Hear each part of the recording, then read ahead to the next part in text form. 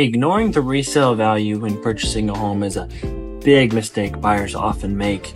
It can put you in a position of not being able to sell for what you bought it for, having to bring cash to closing for the sale of your property. Don't want to deal with that. Here are 3 ways that you can avoid that. First, you want to research and understand market trends in the area of the home that you're purchasing. Over the past decade or so, does this area appreciate? How fast has the value of these homes been growing? Or is it pretty steady, flat? Or has the value of properties there been depreciating? You want to understand what the most likely trajectory of the value is going to be. 2, you want to take into account some features about the property that may decrease the buyer pool for you if you end up having to sell the property. Some examples are really steep driveway. That is going to turn away a decent percentage of potential buyers who just aren't willing to drive up the steep driveway and see the house to begin with.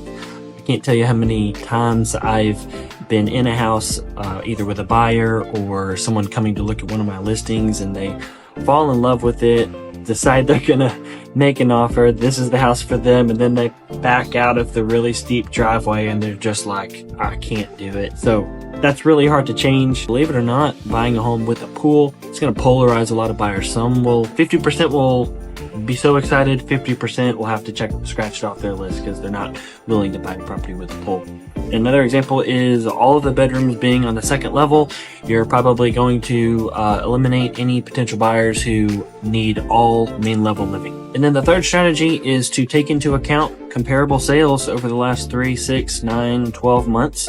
You want to understand where you fall within the pricing of the neighborhood. If you're right in the middle of average sales, great. If you're priced within reason, but you're at the top of the neighborhood, you just want to understand that you're one of the most expensive sales in the neighborhood in recent history, and hopefully the neighborhood continues going in that direction.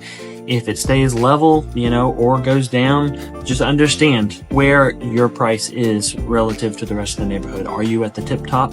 And if so, how do you feel about that?